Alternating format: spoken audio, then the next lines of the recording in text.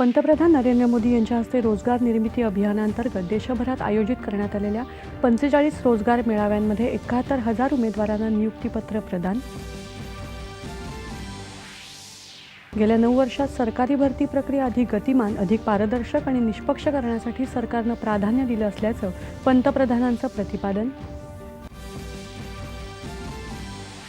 महाराष्ट्रात मुंबई, पुणे आणि नांदेड इथे भरलेल्या रोजगार मेळाव्यामध्ये केंद्रीय मंत्र्यांच्या उपस्थितीत युवकांना नियुक्तीपत्रांचं वाटप.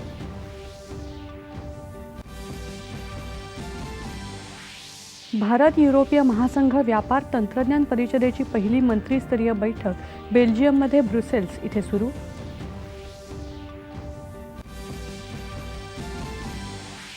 मोबाईलचा गैरवापर रोखून ग्राहकांना फसवणुकीपासून सुरक्षा देणाऱ्या संचार साथी पोर्टलचा केंद्रीय दूरसंवाद मंत्री अश्विनी वैष्णव यांच्या हस्ते नवी दिल्लीमध्ये प्रारंभ. अस्त्र या स्वदेशी अत्याधुनिक तंत्रज्ञानाचा उपयोग करत बनावट कागदपत्र वापरून खरेदी करण्यात आलेली जवळपास 30,000 सिम कार्ड्स बंद करण्याची दूरसंवाद विभागाची मुंबईत कारवाई. राज्यात कायदा आणि सुव्यवस्था राखण्याची जबाबदारी सरकारची, मात्र यासाठी सामान्य नागरिकांनीही सहकार्य करावं, मुख्यमंत्री एकनाथ शिंदे यांचं आवाहन. नाशिक जिल्ह्यातल्या त्र्यंबकेश्वर मंदिरात घडलेल्या कथित घटनेप्रकरणी SIT स्थापन करण्याचे उपमुख्यमंत्री देवेंद्र फडणवीस यांचे आदेश.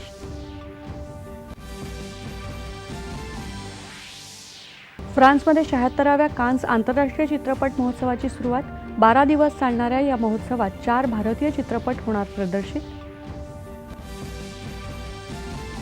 आणि बर्लिन इथे पॅरास्विम वर्ल्ड सिरीज दिव्यांग व्यक्तींच्या जलतरण स्पर्धेत भारताचा जलतरणपटू निरंजन मुकुंदन याची चमकदार कामगिरी. 4 सुवर्ण आणि 2 रौप्य पदकांची कमाई. नमस्कार. 9:30च्या बातमीपत्रात मी आसावरी जहागीरदार आपलं स्वागत करते. आता पाहूया बातम्या विस्तारानं. गेल्या 9 वर्षात सरकारी भरती प्रक्रिया अधिक गतिमान, अधिक पारदर्शक आणि निष्पक्ष करण्यासाठी सरकारनं प्राधान्य दिलं असल्याचं पंतप्रधान नरेंद्र मोदी यांनी म्हटलं आहे. केंद्र सरकारच्या सेवेत नव्यानं भरती करण्यात आलेल्या 71,000हून अधिक कर्मचाऱ्यांना पंतप्रधानांनी दूरदृश्य प्रणालीद्वारे नियुक्तीपत्र दिली. यावेळी पंतप्रधानांनी नवनियुक्त नोकरदारांशी संवादही साधला. पूर्वी सरकारी नोकरीसाठी अर्ज करणंही अवघड होतं, मात्र आता अर्जापासून निकालापर्यंत सर्व प्रक्रिया ऑनलाईन झाली. भ्रष्टाचार, भेदभावाच्या सर्व शक्यता संपुष्टात आल्या आहेत. ही सरकारची युवा पिढीप्रती असलेली वचनबद्धता आहे, असं पंतप्रधान यावेळी म्हणाले.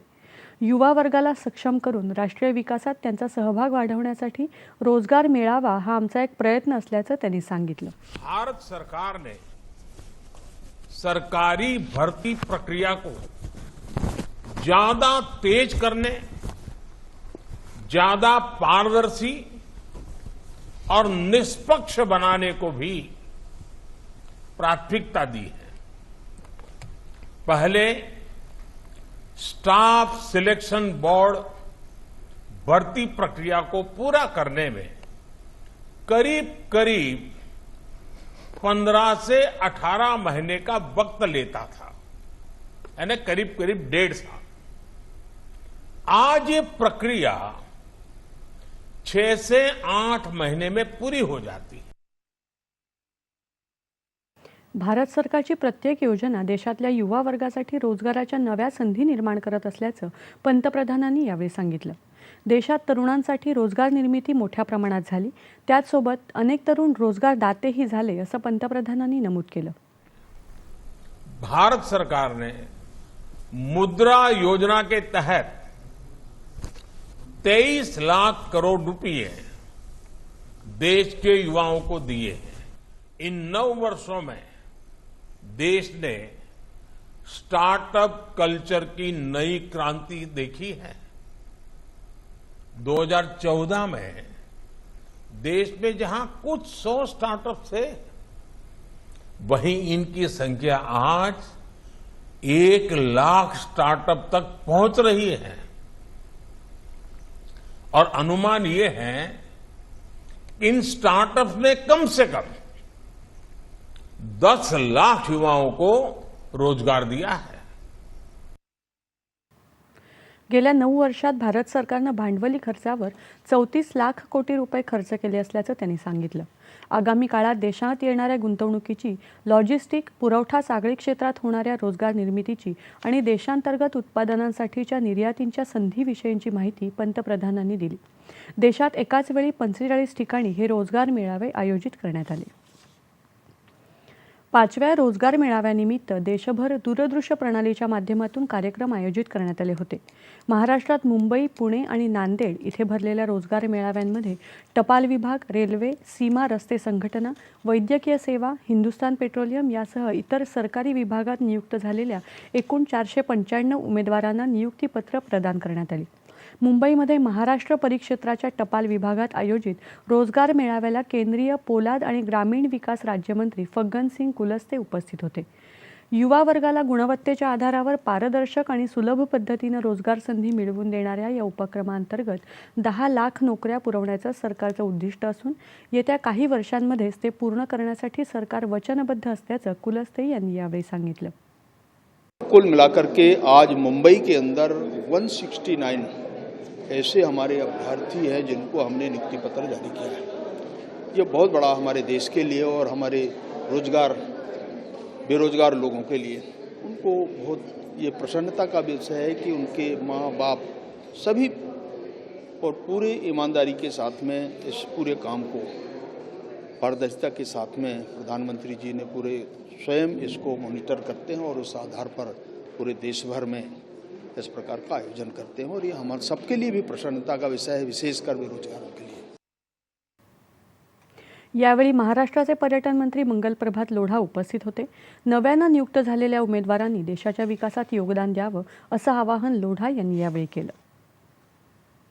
पुण्यातल्या सिम्बायोसिस महाविद्यालयात आयोजित रोजगार मेळाव्याला केंद्रीय सूक्ष्म, लघु आणि मध्यम उद्योग मंत्री नारायण राणे यांच्या हस्ते युवकांना नियुक्तीपत्रांचं वाटप करण्यात आलं.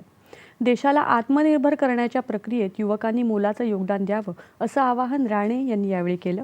रोजगार मेळाव्यांमुळे आपला देश बलशाली होईल असं मत राणे यांनी व्यक्त केलं.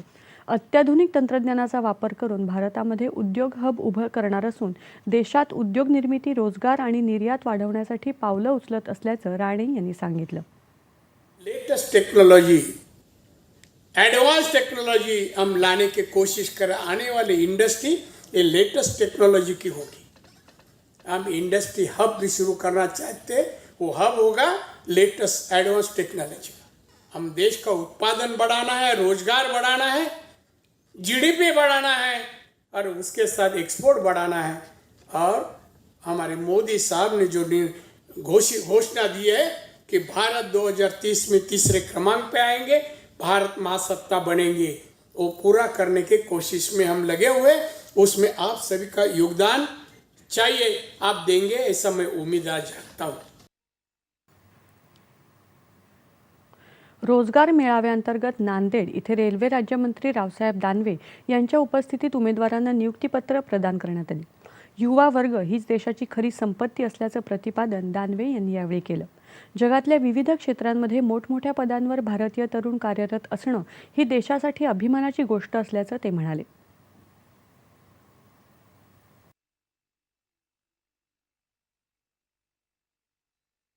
1 वर्षात 10 लाख नोकऱ्या उपलब्ध करून देण्याचं उद्दिष्ट केंद्र सरकारचं आहे आणि त्याच पद्धतीनं अशा प्रकारचे मेळावे हे देशभर घेतल्या जात आहेत. कोणी एका विद्यार्थ्याला एखाद्या अधिकाऱ्याकडून आपलं नियुक्तीपत्र घ्यायचं असेल तर ज्या काही अडचणी होत्या त्या अडचणी दूर झाल्या आणि सार्वजनिकरित्या सर्वांना एकत्र करून, विद्यार्थ्यांना एकत्र करून, सर्व त्या खात्याच्या अधिकाऱ्याला एकत्र करून अशा प्रकारचं प्रमाणपत्र वाटप केलं जात असल्यामुळं जे काही लिकेजेस होते ते आता यानंतर होणार नाही अशी आशा आज या ठिकाणी ज्यांना नियुक्तीपत्र मिळालेत अशा विद्यार्थ्यांनी सुद्धा या ठिकाणी व्यक्त केलं.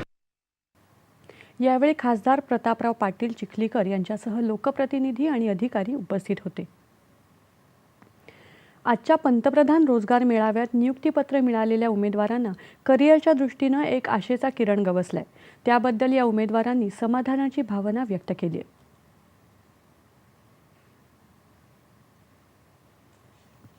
1 बहुत प्रसन्न हूँ क्योंकि मेरी नियुक्ति भारतीय डाक विभाग में ग्रामीण डाक सेवक के पद पर हुई है। आज इस जगह पर मुझे नियुक्ति का पत्र माननीय मंत्री महोदय के हाथ से प्राप्त हुआ है। ये मेरे लिए गौरव का क्षण है। मैं आश्वासन देती हूँ कि मैं मेरा काम प्रामाणिकता से पूर्ण करूँगी। मेरा चयन बीपीएम तलनी तालुका हदगांव जिला नांदेड़ में हुआ। मुझे ये बताते हुए बहुत खुशी होती है कि मैं हमारे परिवार की एकमेव ऐसी लड़की हूँ जिसका चयन सेंट्रल गवर्नमेंट की जॉब में हुआ। रोजगार मेले के अंतर्गत मैं माननीय प्रधानमंत्री मोदी जी का तहे दिल से धन्यवाद करती हूँ कि उनके कार्यकाल में मुझे नौकरी करने का सुनहरा अवसर मिला। हमारे पोस्ट में बहुत सी योजनाएं हैं, जैसे कि महिला सक्षमीकरण और कुछ नहीं है, आप मुझे ही देख लिए, मैं यहाँ खड़ी हूँ, ये महिला सक्षमीकरण का उदाहरण है। इसलिए मैं पोस्ट डिपार्टमेंट का बहुत बहुत धन्यवाद करती हूँ।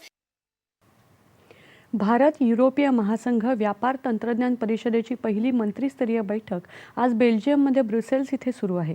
या बैठकीच्या सहअध्यक्षतेसाठी परराष्ट्र व्यवहार मंत्री एस जयशंकर, वाणिज्य आणि उद्योग मंत्री पियुष गोयल तसंच इलेक्ट्रॉनिक्स आणि तंत्रज्ञान राज्यमंत्री राजीव चंद्रशेखर बेल्जियम इथे दाखल झालेत। दरम्यान भारत आणि EU म्हणजेच युरोपीय महासंघ यांनी जागतिक व्यापार संघटनेतल्या सुधारणांसाठी एकत्रित प्रयत्न करण्यासाठी वचनबद्ध असल्याचं म्हटलं आहे। भारत EU व्यापार तंत्रज्ञान परिषदेच्या पहिल्या मंत्रिस्तरीय बैठकीच्या पार्श्वभूमीवर आज झालेल्या एका बैठकीत दोन्ही बाजूंनी ही भूमिका स्पष्ट केली। यावेळी केंद्रीय मंत्री पियुष गोयल यांच्यासह युरोपीय महासंघाचे कार्यकारी उपाध्यक्ष आणि वरिष्ठ अधिकारी उपस्थित होते। भारत EU मुक्त व्यापार कराराबद्दल वाटाघाटी करण्यासाठी दोन्ही बाजू वचनबद्ध असल्याचा पुनरुच्चारही या बैठकीमध्ये करण्यात आला। केंद्रीय दूरसंवाद मंत्री अश्विनी वैष्णव यांनी आज नवी दिल्लीमध्ये संचार साथी पोर्टल या नावाच्या एका नागरिक केंद्रीय संकेतस्थळाचा प्रारंभ केला। दूरसंवाद विभागाच्या या पोर्टलमुळे नागरिकांना त्यांच्या नावावर देण्यात आलेली मोबाईल कनेक्शन्स जाणून घेणं, त्यांना नको असलेली मोबाईल कनेक्शन्स बंद करणं, हरवलेले मोबाईल फोन ब्लॉक करणं आणि त्यांचा माग काढणं शक्य होणार आहे। या सुविधांमुळे मोबाईलचा गैरवापर रोखला जाऊन नागरिकांचं फसवणुकीपासून संरक्षण शक्य होणार आहे।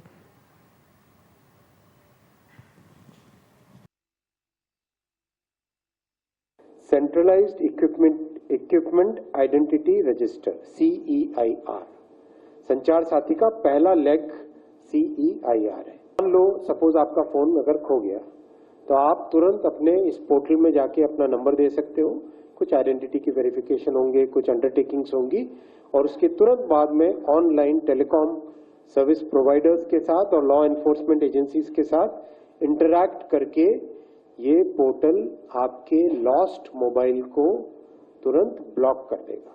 देश में कहीं पर भी हो तुरंत ब्लॉक कर देगा। सेकेंड रिफॉर्म है know your mobile. As a citizen, as a user, ये हमारा राइट है कि हमारे नाम पे किसी और ने कोई मोबाइल फोन कनेक्शन तो नहीं ले लिया है। अब आप जान सकते हो कि वो कनेक्शन किसने लिया और उस कनेक्शन को तुरंत आप ब्लॉक करवा सकते हो, उस कनेक्शन को कैंसिल करवा सकते हो। The third reform is very very powerful reform. This is called अस्त्र। इस अस्त्र से AI को यूज करके किसी एक व्यक्ति ने कितने कनेक्शंस लिए that can now be identified.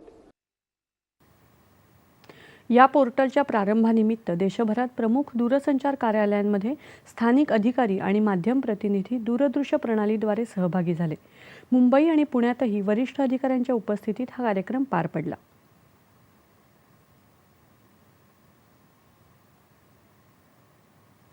कृत्रिम बुद्धिमत्तेच्या आधारावर काम करणाऱ्या अस्त्र या स्वदेशी अत्याधुनिक मंचाचा वापर करून बनावट मोबाईल कनेक्शनचं जाळं आणि त्याद्वारे होणारी सायबर गुन्हेगारी दूरसंवाद विभागानं उघडकीला आणली आहे।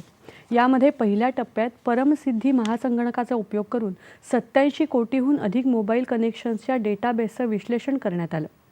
अस्त्रच्या मदतीनं 40 लाख संशयास्पद मोबाईल कनेक्शन्स उघडकीला आली असून पडताळणीनंतर त्यापैकी 36 लाख जोडण्या आत्तापर्यंत डिस्कनेक्ट करण्यात आल्या आहेत। अशा मोबाईल कनेक्शन्सशी संबंधित 40,000हून अधिक विक्री केंद्र विभागानं काळ्या यादीमध्ये टाकली असून डिस्कनेक्ट केलेल्या क्रमांकांची माहिती बँका, पेमेंट वॉलेट आणि समाज माध्यमांना कळवण्यात आली आहे।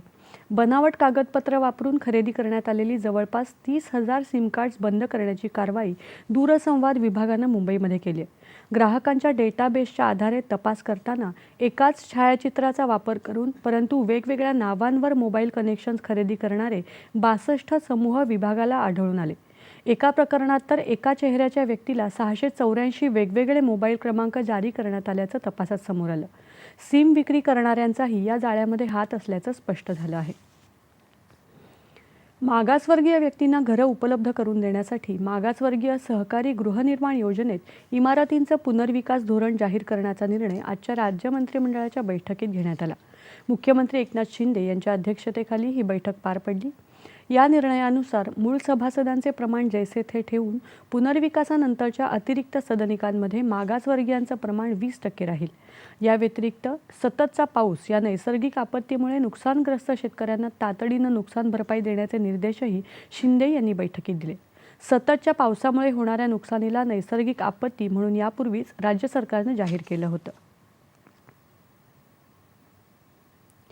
राज्यात कायदा आणि सुव्यवस्था राखण्याची जबाबदारी सरकारची आहे, पण याकरता सामान्य नागरिकांनी सुद्धा सहकार्य करावं असं आवाहन मुख्यमंत्री एकनाथ शिंदे यांनी प्रसारमाध्यमांशी बोलताना केलं. राज्यामध्ये जातीय तणाव आणि द्वेष निर्माण करणाऱ्या समाजकंटकांविरोधामध्ये कडक कारवाई केली जाईल असा इशाराही शिंदे यांनी दिला.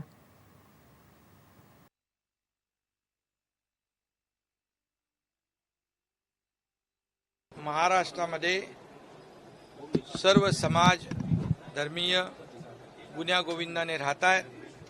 अशा प्रकारे कुणीही जातीय तणाव निर्माण करण्याचा प्रयत्न करू नये, कायदा हातात घेण्याचा प्रयत्न करू नये. कायदा सुव्यवस्था राखण्याची जबाबदारी शासनाची आहे आणि म्हणून या शासनामध्ये या ठिकाणी सर्व समाजाला या ठिकाणी सोबत घेऊन त्या ठिकाणी त्यांचे कार्यक्रम उत्सव आपण होताना पाहतोय.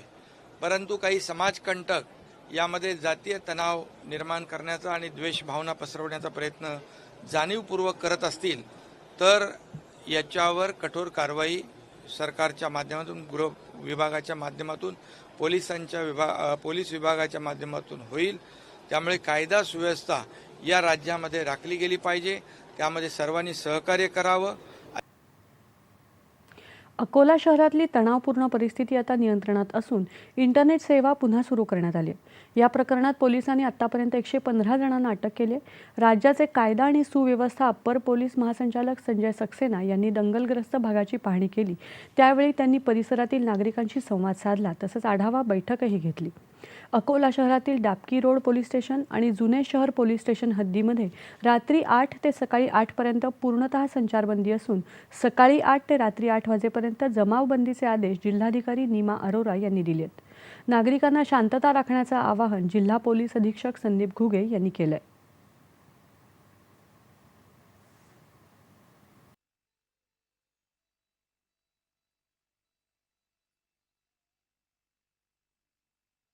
आता शहरामध्ये शांतता आहे. त्या दरम्यान आम्ही आणखीन पुढं सखोल तपास करू.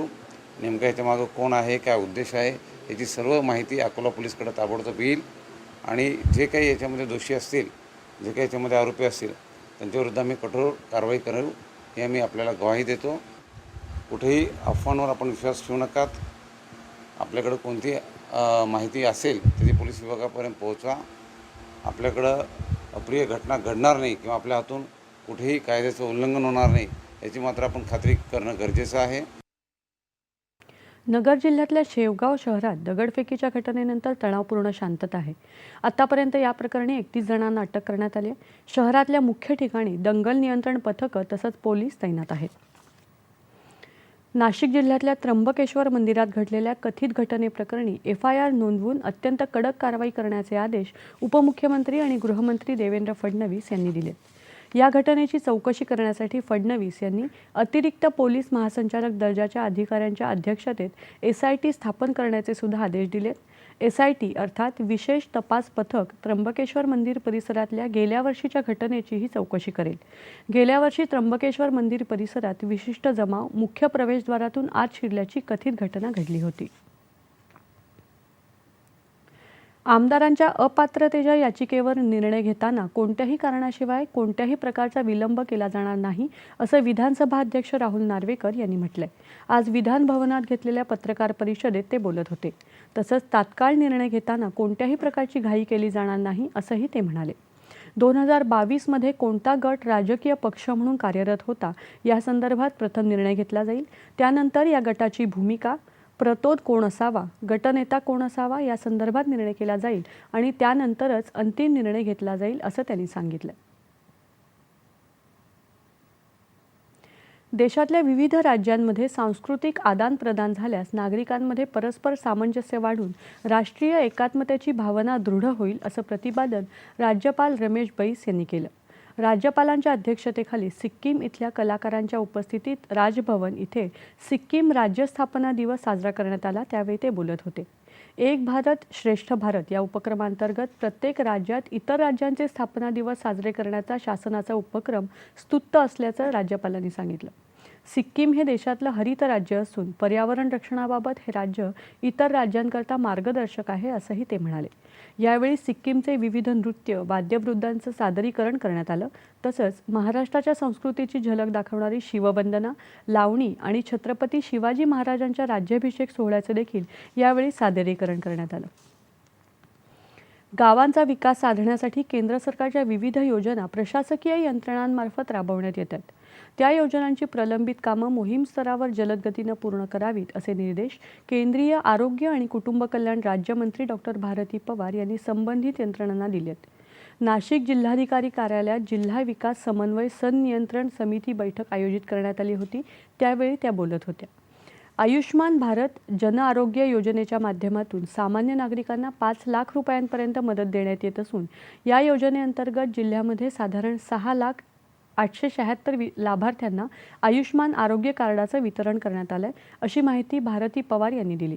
प्राथमिक आरोग्य केंद्रात औषध साठा मुबलक प्रमाणात उपलब्ध राहील या दृष्टीनं आरोग्य विभागानं खबरदारी घ्यावी अशा सूचनाही त्यांनी दिल्या.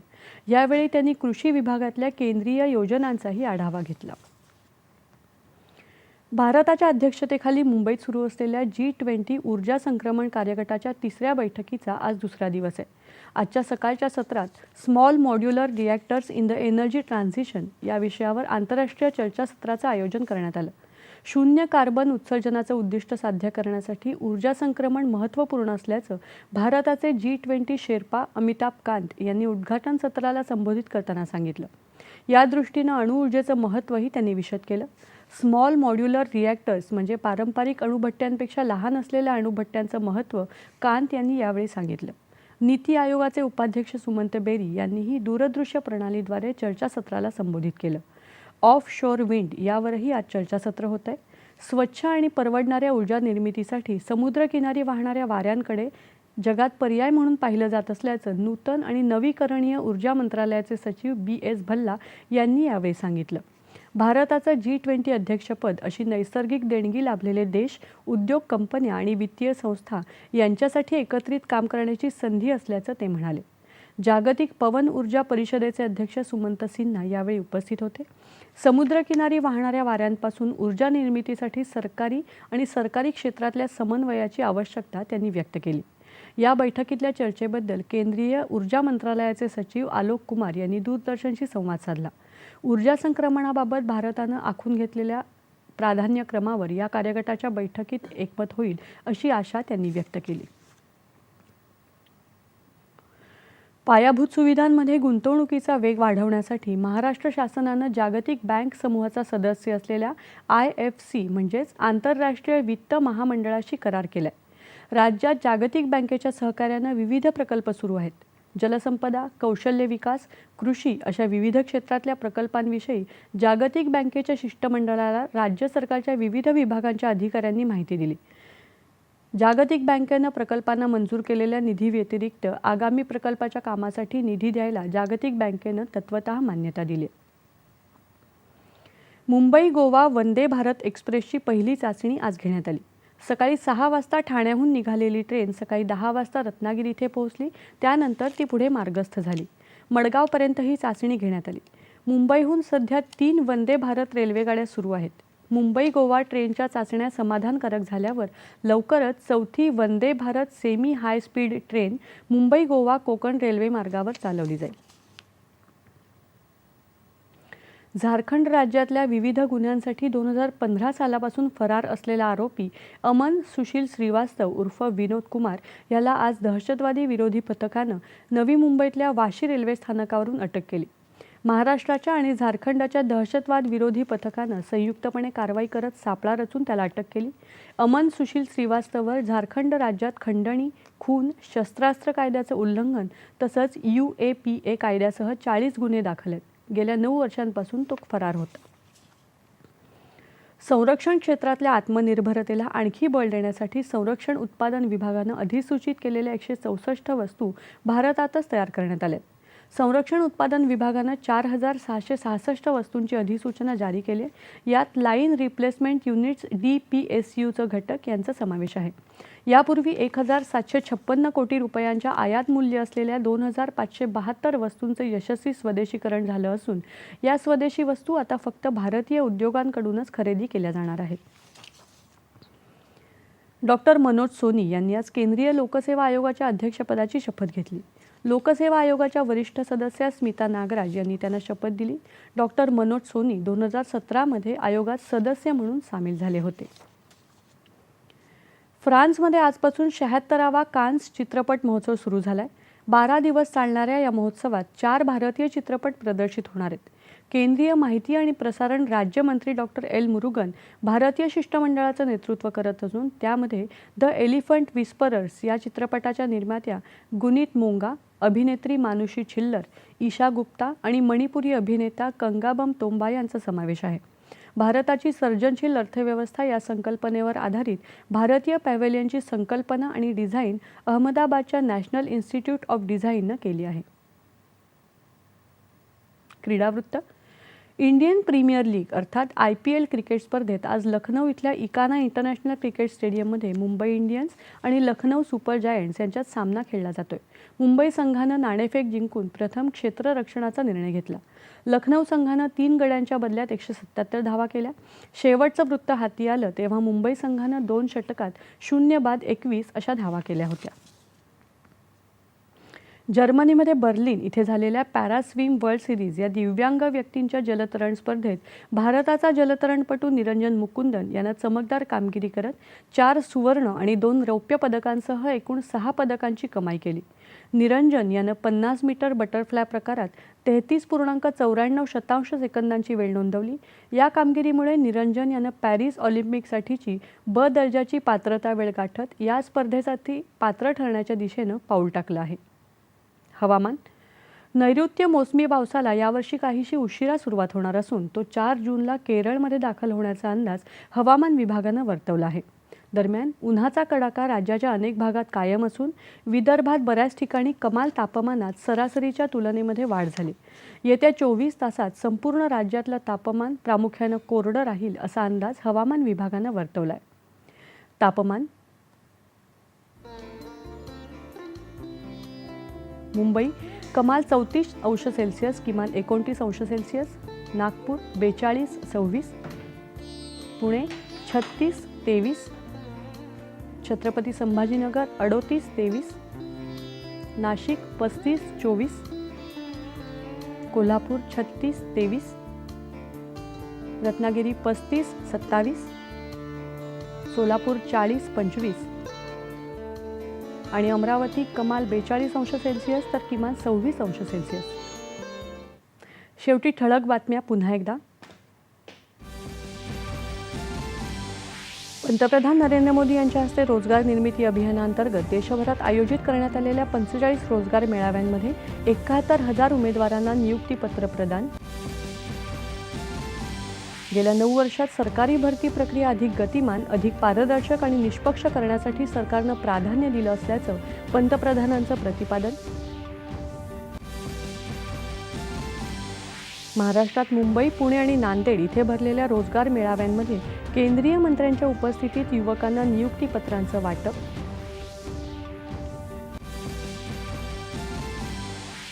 भारत युरोपीय महासंघ व्यापार तंत्रज्ञान परिषदेची पहिली मंत्रिस्तरीय बैठक बेल्जियममध्ये ब्रुसेल्स इथे सुरू.